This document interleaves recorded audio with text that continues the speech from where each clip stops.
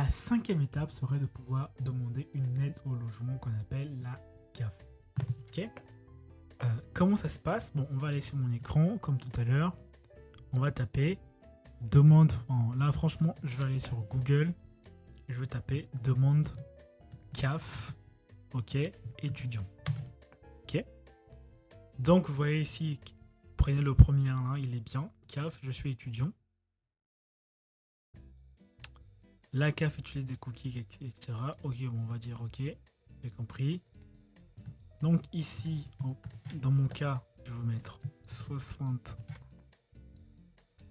Ok. Donc vous voyez, il y a plusieurs cas. Vie personnelle, les aides et les dispositifs complémentaires de la caisse de location familiale de votre département. Dans notre cas, nous sommes étudiants. Bon, comme je ne veux pas balayer tout, je vais taper étudiant pour voir si j'ai pas...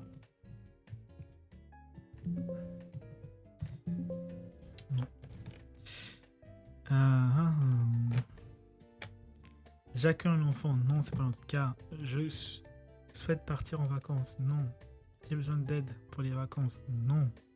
Je souhaite faire mon enfant que non. Je cherche des activités de loisirs. Non. Je souhaite. Non. Je viens. Non. Je cherche à faire regarder mon enfant. Non. Voilà. Donc nous, on va aller dans aide et démarches et on va aller dans logement. Donc c'est vraiment l'aide au logement qu'on va demander en tant qu'étudiant. Donc on va cliquer là sur s'informer sur les aides. Donc on va plutôt prendre celui-là. L'aide au logement. Ça. Donc ici on voit un peu les conditions. Donc l'aide au logement qu'on appelle l'APL, locataire ancien, etc. On voit les conditions. Posséder une nationalité d'une autre nation, posséder un titre de séjour de validité. Vous êtes en situation régulière en France. Votre logement à cette taille-là, quel montant percevoir, etc. Bah, nous, ce qu'on va faire là, puisqu'on n'a jamais créé un compte, donc vous êtes locataire si vous avez droit, vous avez un droit estimé, vous pouvez faire directement une demande de logement en ligne. Donc, nous, on va aller là-dessus, on va pas faire de simulateur.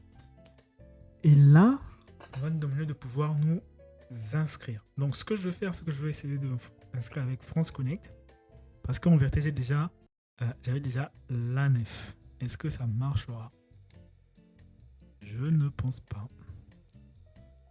Non, ça marchera pas. Donc ici je vais créer un compte. Ok. On dit 3 à 5 minutes, enfin plutôt 3 étapes, 5 à 10 minutes sont nécessaires pour compléter son état civil, etc. Pour créer un compte, munissez-vous de votre numéro de sécurité sociale si vous en possédez un, présent sur votre carte vitale, une pièce d'identité, la création, ok. Donc on va aller donc commencer. Numéro de sécurité sociale. Si tu l'as, bah, tu le mets. Sinon, bah, tu mets le provisoire. Moi, je vais mettre le provisoire dans mon cas. Donc celle-là, je floute cette partie, je fais pas cette partie parce que elle ne vous concerne pas. Ou chacun a son numéro. Bon, on va mettre son numéro. Donc on va mettre sur continuer. Dans mon cas, ok.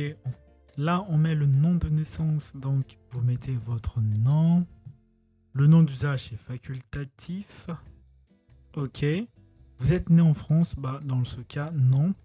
Pays de naissance, donc on va mettre ton pays, ou le pays où tu es né. Et là, on va mettre également la ville où tu es né. Ok. Donc, on va donc continuer. J'ai étudié, je réside en France, oui. Donc, un petit CAPTCHA pour la vérification de sécurité. Qui n'est pas très visible d'ailleurs. C'est le but. Donc, on vérifie juste bien que c'est le bon. Ok, on peut cliquer sur continuer. Tous les champs sont obligatoires sauf mention contraire. Je sécurise la création de mon compte en fonction des informations pièce d'identité. Je sélectionne la pièce d'identité, etc. Donc nous on va faire ça, titre de séjour, parce que de toute façon au début de la vidéo, enfin le troisième point, tu n'as pas oublié le troisième point. De toute façon cette vidéo, je vais la mettre en je vais mettre en plusieurs chapitres pour que tu puisses revenir. Elle est un peu longue, mais c'est important de pouvoir voir tous les points. On a dit que le visa long séjour VLSTS, ça veut dire quoi? Visa long séjour valant pour titre de séjour, est donc considéré comme un titre de séjour. Ok. Donc là, je vais mettre continuer. Hein. Et ils vont me demander numéro de titre de séjour. Bon, numéro de titre de séjour, techniquement, je ne l'ai pas parce que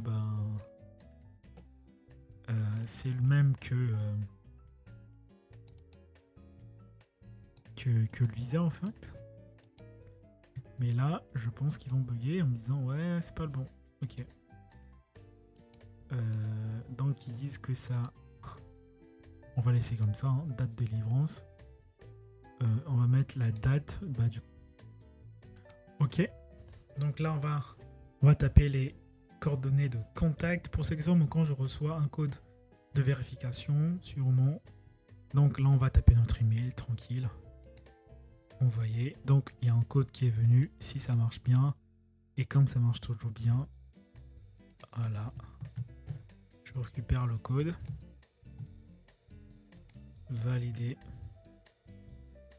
Et là, je crée un mot de passe, comme d'habitude. Donc, je vous laisse créer votre mot de passe. Tranquillement, comme des grands.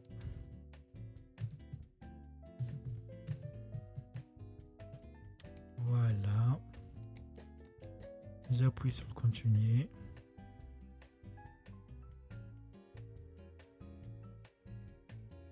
Donc, j'ai un petit récap important quand même pour vérifier si tout est bon.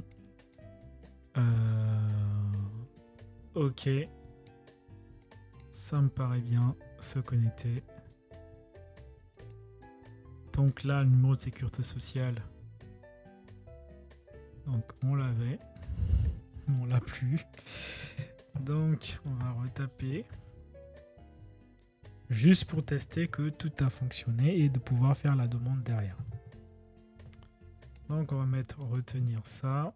Et là, je vais mettre se connecter. Donc, il y a l'envoi d'un code. Ce qui est normal. Il vous venez de créer votre espace. Pour envoyer le code. Ok. Donc, ça marche super bien, franchement. Franchement, leur site, il est top. Hein. Ok. Mince. Ouais, c'est bon. Souvenez cet appareil. Validé. Donc, il y a toute la condition d'utilisation. Bon, je vous laisse lire, etc. Je vais mettre sur OK. De toute façon, il n'y a pas d'autre choix que de faire ça avant. Et là, on demande en fait demande de logement. Donc, faire la demande. Moi, je vais directement dans faire la demande. Votre demande. Donc, petite pause. On va mettre une pause. Petite pause en tout cas. Jusque-là, tu as appris. Déjà, franchement, si tu arrives jusque-là ou si tu es sur cette partie, c'est que tu es très intéressé. Ça, c'est super. Et n'hésite pas à mettre un pouce bleu, n'hésite pas à liker, à partager parce que honnêtement, ça prend du temps pour pouvoir. Ça m'encourage moi à faire ce genre de vidéo parce que ça prend énormément de temps, non seulement à enregistrer, mais également à monter. Donc vraiment, ça fera du bien. Pour toi, ça te coûte que 1 seconde pour faire un petit pouce bleu et à partager. Et comme ça, l'algorithme de YouTube suggérera davantage ce genre de vidéos. Ok.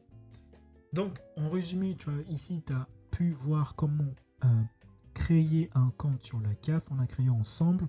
On a pu identifier, on a pu confirmer les identifiants, etc.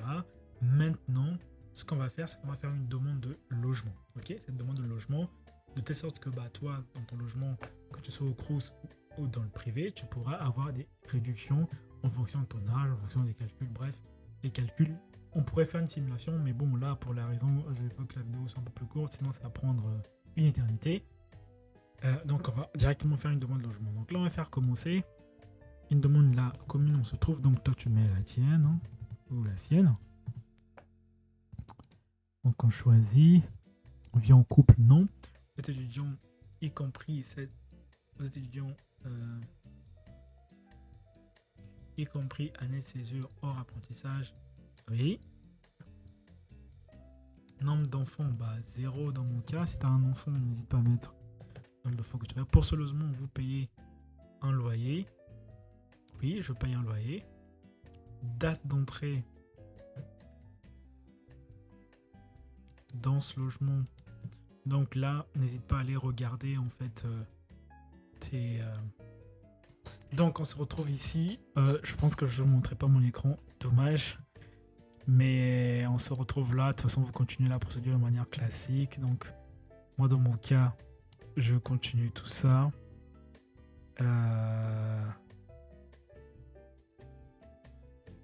Je continue tout ça.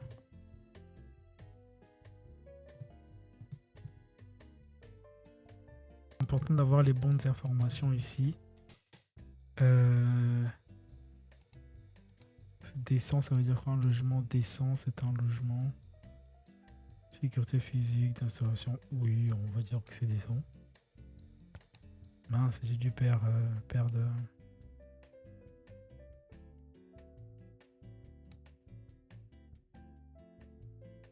Bon, dommage.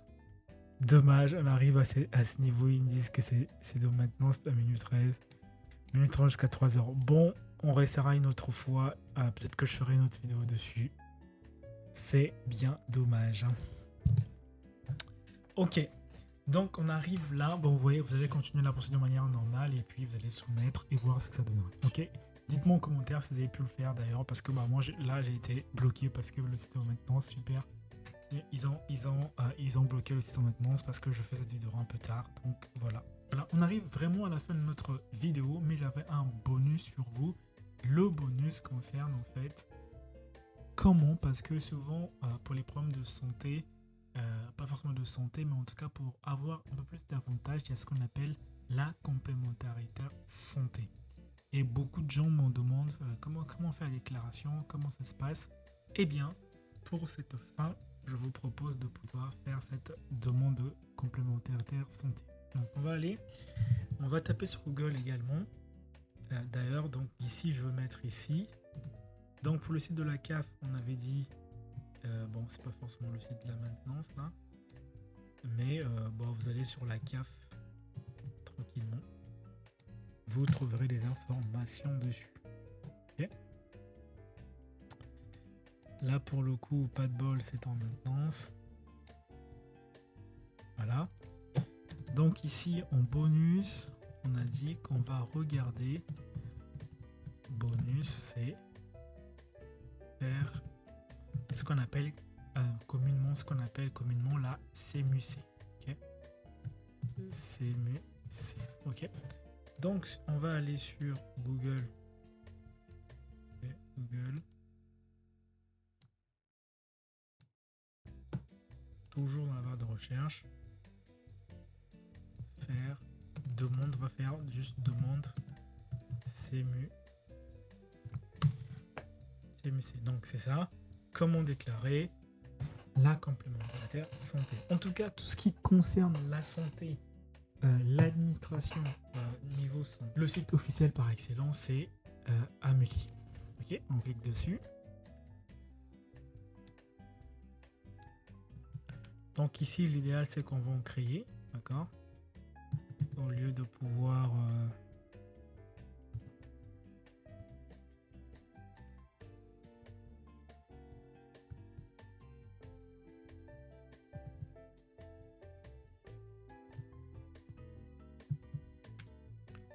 Ok, donc ici...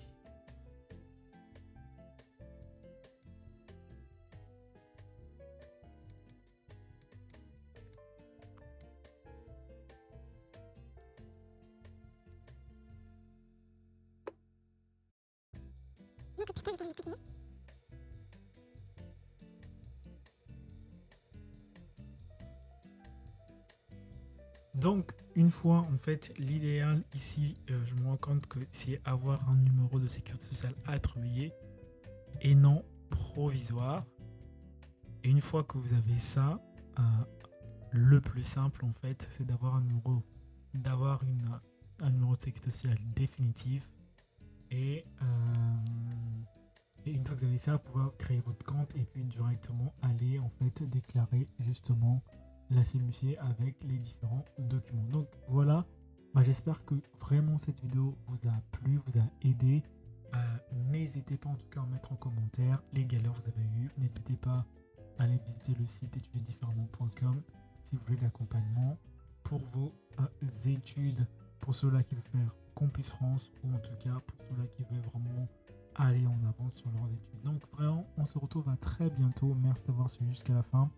De toutes les façons, on divisera ça en plusieurs chapitres et également peut-être faire d'autres extraits, d'autres vidéos, extraits de celle-là pour vous aider amplement. Voilà, on se retrouve à très bientôt et surtout là, portez-vous bien.